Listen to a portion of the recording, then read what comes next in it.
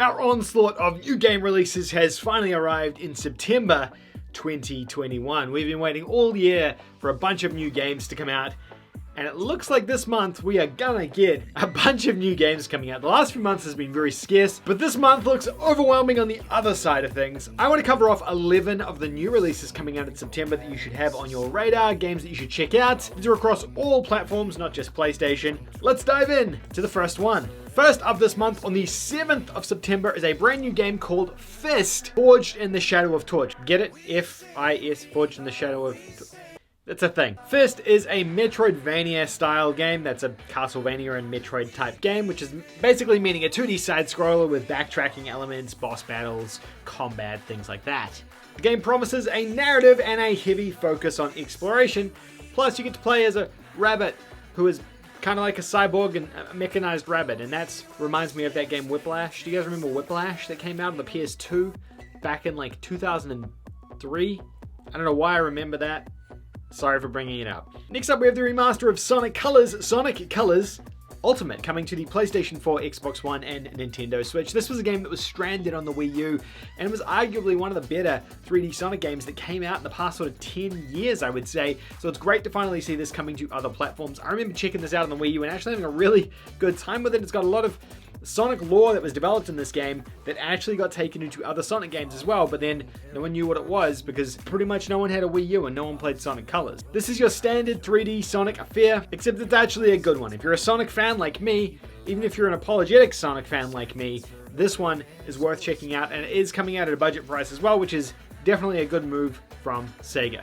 Moving all the way through to the 10th of September, we have Life is Strange True Colors launching. This is the latest in the Life is Strange extended universe of games. This is their new game where you'll be playing as a brand new protagonist named Alex Chen. Now, those of you who are unfamiliar with Life is Strange, it is a narrative-based game very similar to the Telltale games or Detroit Become Human, those kind of games.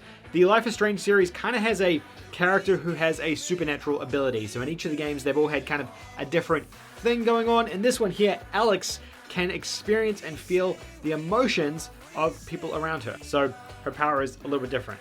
The first one dealt kind of with like time travel. They're all different. They all deal with different things, but kind of a cool little series, especially if you're into narrative style games. A little bit more chilled out of an experience than sort of your standard action RPG kind of. The sports season as well is really kicked off, and NBA 2K22 is launching on the 10th of September as well. I haven't played a 2K game in a couple of years now, so I'm not really sure what this one is doing different to the previous iterations in the franchise. Normally they have a brand new career mode, which normally has a bunch of snazzy new stuff, but I'd be lying if I said I played a 2K game in the last couple of years. I think 2018 or 2019 was the last one I checked out. Normally they do have a pretty decent story mode that I do like playing through, but I've just not had time in more recent years. Obviously you're gonna have the multiplayer mode here as well, and probably the loot box gambling simulator component as well. No offense 2K if it's not in there. To be fair, I didn't even go and check. But if you're watching this 2K, then no offense, I'll definitely check a copy of the game out if you've got one for me. Coming out on PS4, PS5, and Xbox Series consoles, as well as the Nintendo Switch. The game I am personally most excited for this month is Warioware Get It Together, coming out on the 10th of September as well. Warioware is a series of mini games that kind of get crazier and wackier as they go on. You basically start, you've got 10 seconds to complete a random task before you get thrown into another and another and another and another, and they're just wacky and wild games. I've loved these games on the Game Boy. I've loved these games all the way back since the GBA and the DS and all of those, so I'm really excited to finally be getting WarioWare on the Switch. I'll definitely be checking this one out, and it's coming out at a slightly discounted price as well, which is awesome. Good job Nintendo on that. When games are so expensive, it's nice to see some publishers still releasing them at a reasonable price. The latest game in the Tales of series, Tales of Arise, is coming out on the 10th of September. Man, a lot of games are coming out on the 10th of September, I just realized, for PS4, PS5, and the Xbox Series consoles. Not on Switch, this one. Tales is a very, very long-standing JRPG series of games. If you've played any of them before, you know probably what you're in store for here. They kind of follow a similar trajectory as Final Fantasy, where none of them really relate to one another unless they're a direct numbered sequel. Otherwise, they are all kind of completely random. You can play them in whatever order you want. You don't have to really follow the chronology because they're all kind of their own self-contained universes. The Tales of series is actually a really neat series, but they are massive JRPGs, which means it's going to take you a decent amount of time. So if you're looking for something big and meaty to sink your teeth into this month, this is a great option for you. But if you're looking for a more shorter experience, I would say a giant JRPG like this may not be the one. The highly anticipated Sony exclusive Deathloop is coming to the PlayStation 5 on the 14th of September. This one has been teased and teased and teased and shown and revealed and shown in trailers and everything else for months and months now. Deathloop, essentially like a futuristic version of Arcane's Dishonored, made by Arcane as well. You playing as dual assassins, or one player is an assassin, the other player is an assassin. Your objective is to kill the other assassin. It's kind of a mixing together the single player formula of Arcane's other games, the Dishonored games, and adding a multiplayer loop in there as well, creating this kind of time loop game. It looks interesting for sure. I'm definitely keen. The advertising, the marketing for it is super stylish. The music is really popping as well, so I'm very keen to check it out. But I'm getting a bit sick of seeing so much stuff about Deathloop, so I'm glad it's just about out. Another highly anticipated game is Keynote and the Bridge of Spirits. This is a 3D action-adventure game, or a mascot action-adventure game, I would probably call it, that was revealed originally way back when the PlayStation 5 was first shown to us. This is coming to the PS4 and the PS5 on the 21st of September.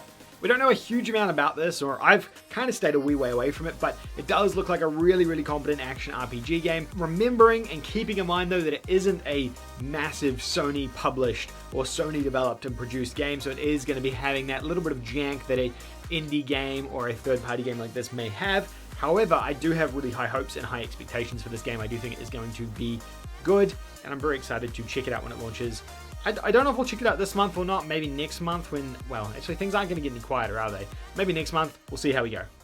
Another one of my personal all-time favorite games, Diablo 2, is coming out in the form of Diablo 2 Resurrected Edition, coming to the Switch, the PS4, the PS5, and the Xbox Series consoles on the 23rd of September. A full remaster of Diablo 2 and its expansion, Lords of Destruction, featuring 4K visuals and all of the enhancements that you'd expect with a game getting brought from 2003 all the way through to 2021. Diablo is I would normally describe a Diablo style game, but Diablo is the Diablo style game. It's sort of like an isometric hack and slash RPG. That's the closest thing you can compare it to. Diablo kind of is the trendsetter for that genre, so normally when a game is the Diablo style, I would explain it like that. Another remaster, I don't even know if this is a remaster. Death Stranding, the director's cut. I guess a cult kind of classic, or it's not even classic at this point. It only came out a few years ago, but a cult following game, Death Stranding, is coming out on the 24th of September for the PlayStation 5. Still a PlayStation exclusive, except for that PC version.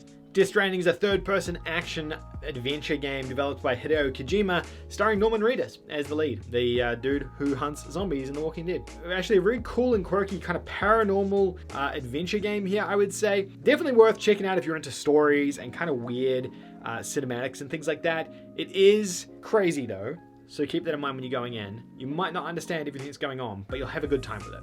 Lost Judgment is coming out on the 24th of September as well. This is the spin-off Yakuza series, which started a couple of years ago with Judgment. This is the sequel to that game, coming to the PS4, PS5, and Xbox Series consoles. Very similar to Yakuza in terms of it being a third-person action-adventure game with those kind of weird minigame elements, but then also detective elements slapped on top of that as well. If you haven't played the original one, Judgment, go and check that out. It's a really, really good game, and it has been getting discounted quite frequently on the PlayStation Store as well. Worth checking out, especially if you're going to want to jump into this one here. Lost Judgment's main thing that it's touting is that obviously it's a new storyline for this series, but also it has a brand new combat and fighting style which they're promoting, which is called Snake, which they're saying is a way to counterattack enemies a little bit better, which was something the first game was lacking somewhat, and probably the Yakuza games as well a little bit. So interesting to see how this one performs. If you're a Yakuza fan, you like those kind of style of games, this one's a must-have for you.